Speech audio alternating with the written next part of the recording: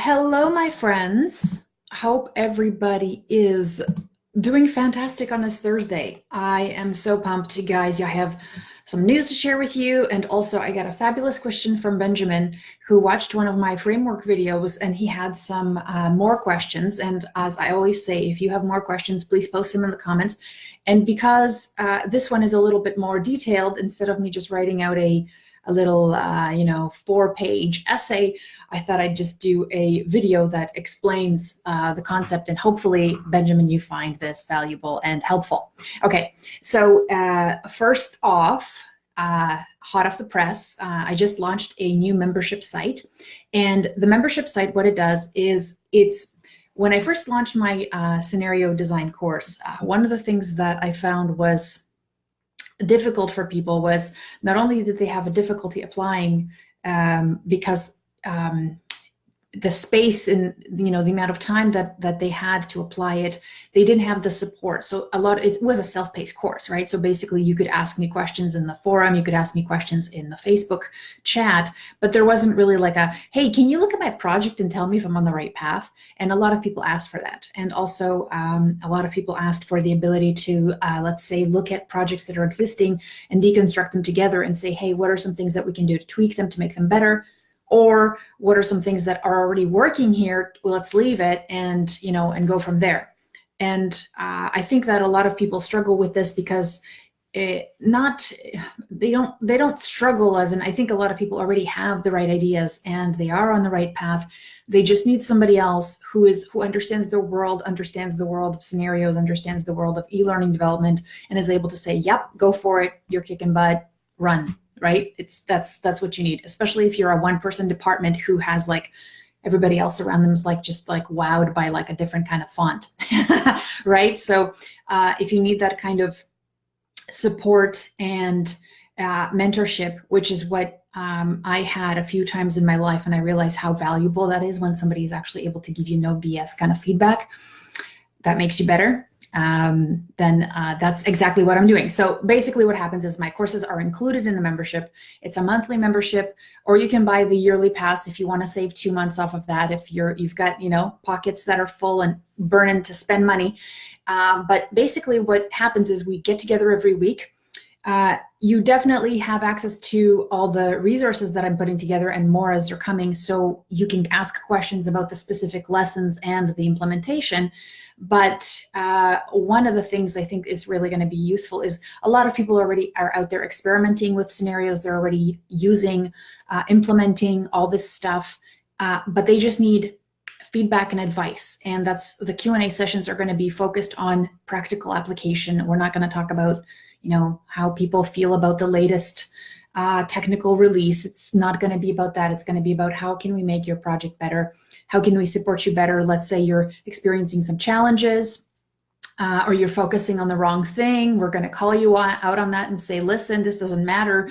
Let's tighten this piece up because that's going to make it better, right? Or what should I do next? A lot of people they get to step 3 and then they go, oh, because it's intimidating to launch or whatever, right? So I want it to be a really solid support group. But what we do is we get together every week, Tuesdays and Thursdays, group call. You jump on Zoom, we record the calls, and so you don't miss anything. You can watch them again later, especially if it's deconstructing your project or getting feedback, then you can actually revisit it, because in the moment, it's actually pretty intense, right? You're like, oh, okay, I don't even know what to ask. And who knows, right? I think this is going to be something absolutely awesome, and I'm really pumped about it. One of the things that I struggled with when I was even launching my courses is that, things come up all the time, but I can't actually, I get the most learning and the most progress, I think, happens when I actually am in the same virtual space with people, and I'm able to actually give them sometimes you just need that spot on little feedback, and I really enjoy that. And if I can do it on a larger scale, heck yeah, right? I'm here anyways. So yeah, and if you want to sign up, I'll put a link underneath the video. You're welcome to join. We are kicking off next week. So that's going to be our first live Zoom sessions. And then we're just going to get going. And also as a bonus, the people who sign up, and today is July 4th. which is happy July 4th, my American friends. The people who sign up in this month, I also want to learn about, what they need, what their projects are, what their goals are, and I'm going to have a one-on-one session with them, bonus session that they can book with me after they sign up, so that we can chat about, basically set a course for them for the next year, if that's cool. Yeah, I love that. Can be a part of that journey.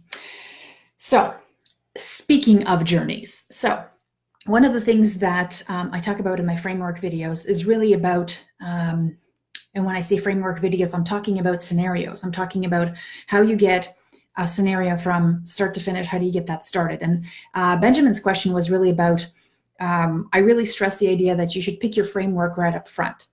And there's several reasons I do this. There's several reasons I recommend this. If you leave, like most scenarios follow a framework, right? And they do, as much as we'd like to say we're starting from a blank canvas and people are going to tell us we're going to be inspired. That's not how it works. There are frameworks we can follow. There's patterns. And the idea is that you're supposed to pick a pattern that's most conducive to the object or the goal that you're trying to achieve. So one of the things that you need to do in the very beginning is really align your scenario and your the vision of where this project, the kind of problem it's supposed to solve, with the framework that you're trying to implement, right? So let's say and so Benjamin asked, what kind of questions would you ask at the very beginning to help you establish that framework so you're on the right path? And I want to do two things here to kind of preamble that. The questions that you're asking, I have this business alignment document where we get into some pretty nitty-gritty details.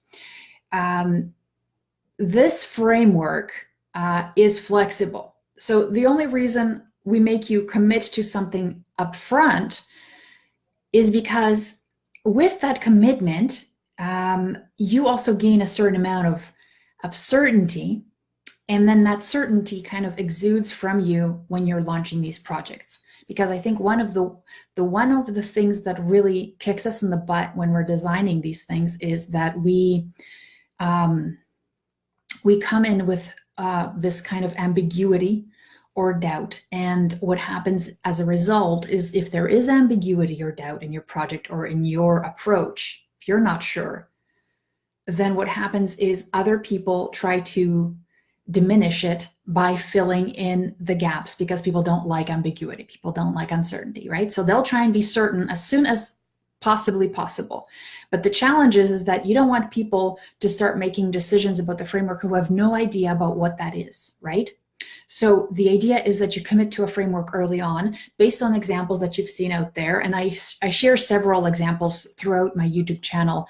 But there's several examples are, where does your, and they're selected based on where you want your scenario to complement what's happening in that business, right? And the business questions might be, how is this going to actually impact the business, period, right? So that's one question. And if, let's say the sales, it's going to be a sales situation and sales are going to be increased, then what happens is you're going to work backwards from that and say, what are some things that need to happen in the situation, right? In the scenario that will actually improve that outcome. And so based on the kinds of steps that somebody needs to take to reach that outcome, which is increased sales, you're going to choose a certain pattern for a scenario.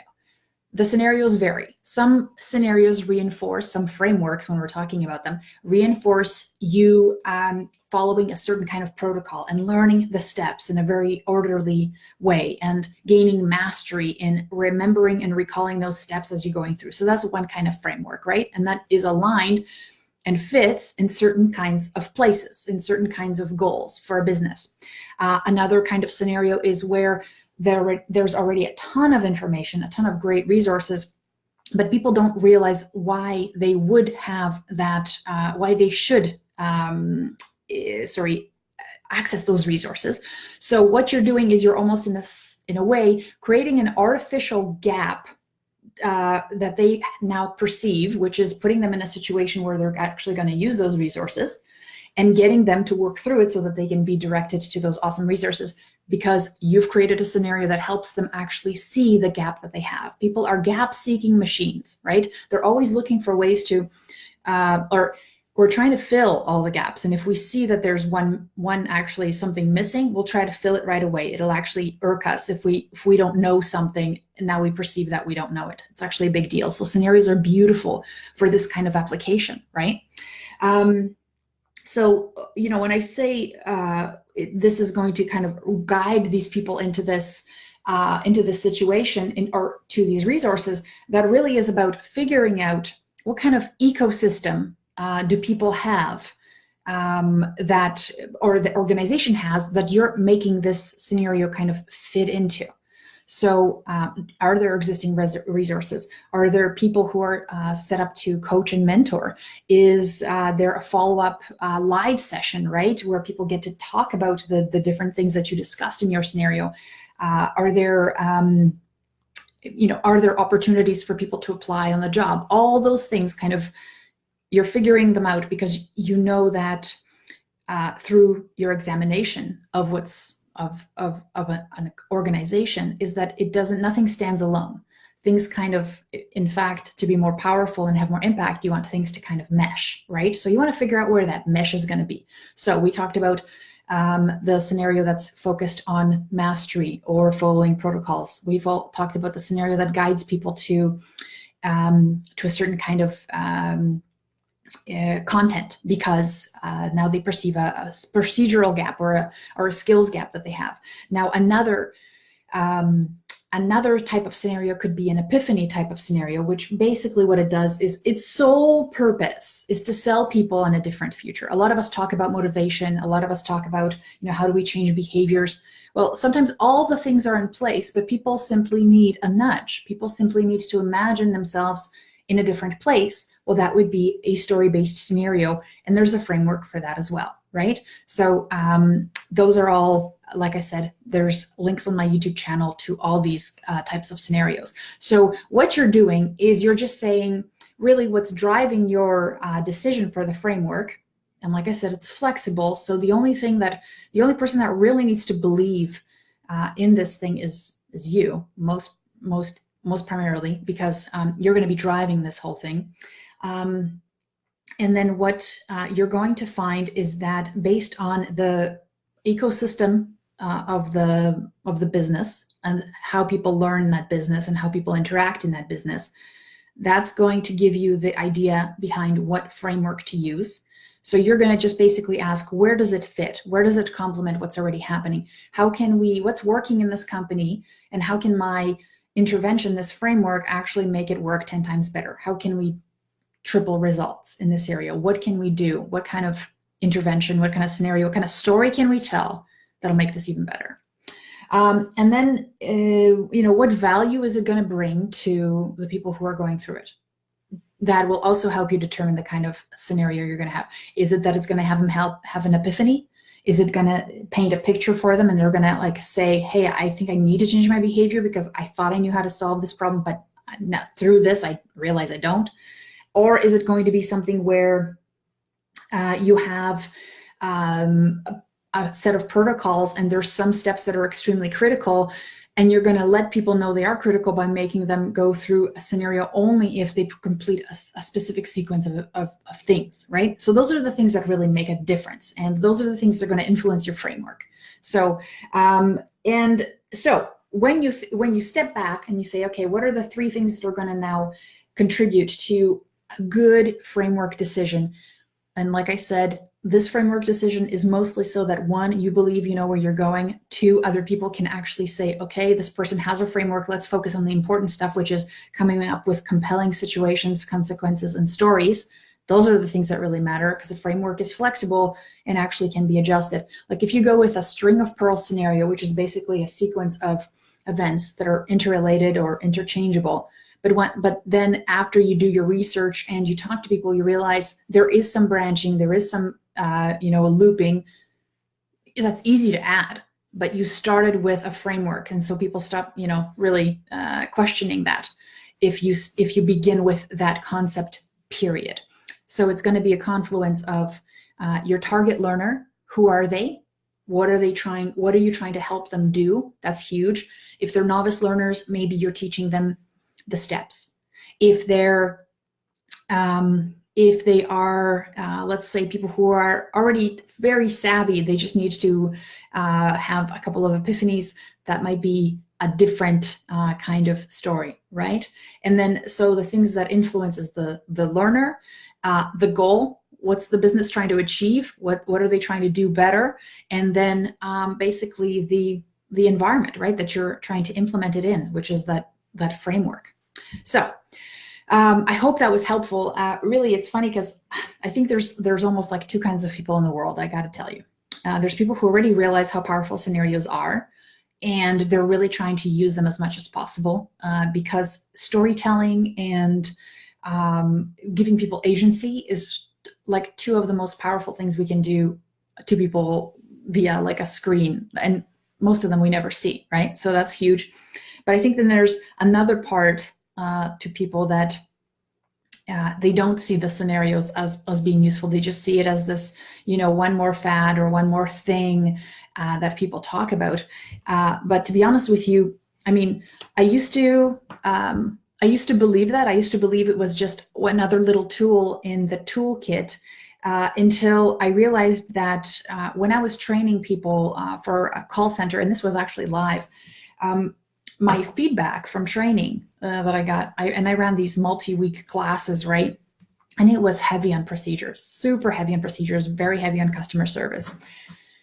And I'd run these classes and people really enjoyed themselves. They had great feedback for me. I really got fabulous reviews and I enjoyed them. I made friends with them. It was a really fabulous environment. Actually, I was lucky to have that start because my experience was directly with people.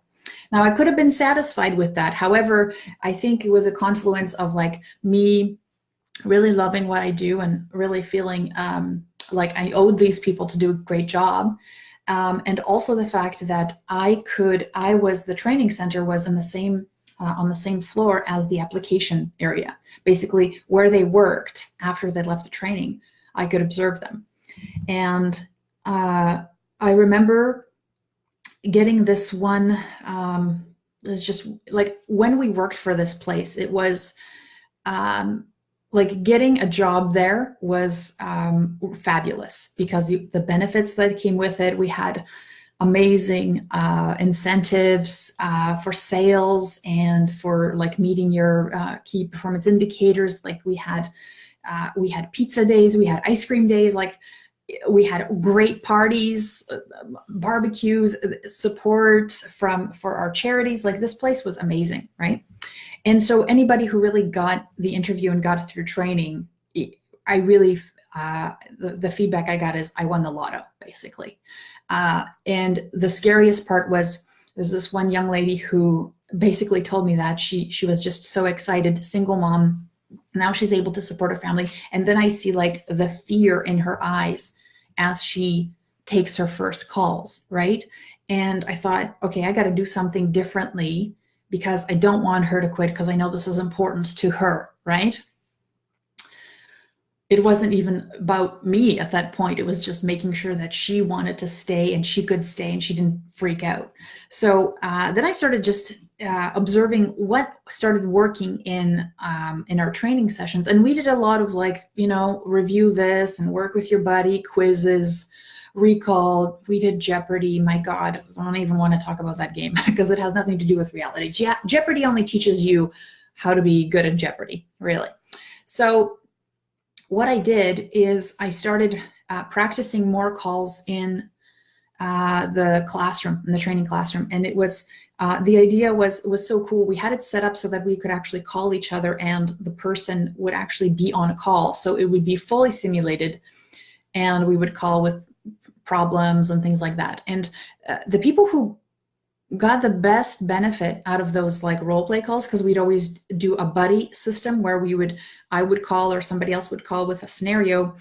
And one person would be taking the call or answering the call and working through it. And then there would be a buddy who would observe and give them feedback and help them throughout the call. And it's kind of funny because I realized that the person who's the buddy, who's observing, usually got the most out of those exercises, because in the moment, there's this pressure to perform. It's a different kind of reality than actually observing somebody and observing two conversations going on instead of being in it and reacting. So that was almost another huge lesson for me, where I thought, okay, not only do I have to do these role plays like all the time, and this is going to be the majority of our training, because now they're actually practicing. We went and practiced over and over and over, and they loved it. They wanted it. They wanted more. So they loved the role plays. The impact for the training was amazing. People just, it wasn't like they had already done this so many times that there was so much less anxiety around it. And also there was some calls that were now already automatic for them, which was wonderful. But also this idea now that never would I do a role play again without a buddy being there, because that person gains a different perspective and learns from that experience even more. And so I had, like, for me, that scenario that they work and they're so amazing at that point was extremely profound. But to be honest with you guys, I actually didn't think that scenarios at that point, when I was still training live, I didn't think scenarios would work online. I actually didn't even know how they would work online. And I was starting to dabble in e-learning. We did a ton of virtual sessions and all this stuff. And I was like, that's great. How can we make this work online? And then years later, when I started working by myself, and I was still putting out the page turners. Like I was taking books and I was putting them up online. Okay. And this is with the knowledge that scenarios are an amazing thing. So it doesn't matter if you actually have all the knowledge. If you haven't figured it out how to apply it, it doesn't help. So here I am. I know that scenarios are awesome. I know that they help people gain confidence and actually apply and test out things. And it's a great place to test out things in a safe environment. But then I still go back to creating page turner e-learning because I don't know how to make it work online. Then luckily I got to work with a company that did that for a living. They did scenarios for a living. They're called W/. And there I had a fabulous mentor. His name is Jack. And I learned so much from him. Now, this is what I learned as well, because he taught me a lot about language. He taught me a lot about how to use conversation to have people learn things. But one of the things that I really learned there, like my big moment where just my brain got blown, is my mind got blown, not my brain.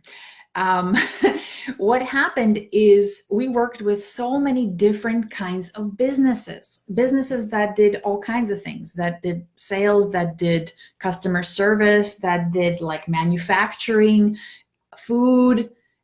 Guess what?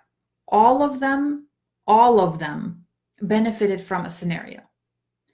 All of them used it wisely and carefully to augment what was already working in their workplace, in their business. And this was my like aha moment, like, whoa, not only can this work online, it can work for a whole bunch of different places. And this is my third aha. After I looked at not only what I did in the classroom, I looked at all these places that the scenario framework, the scenario could be applied.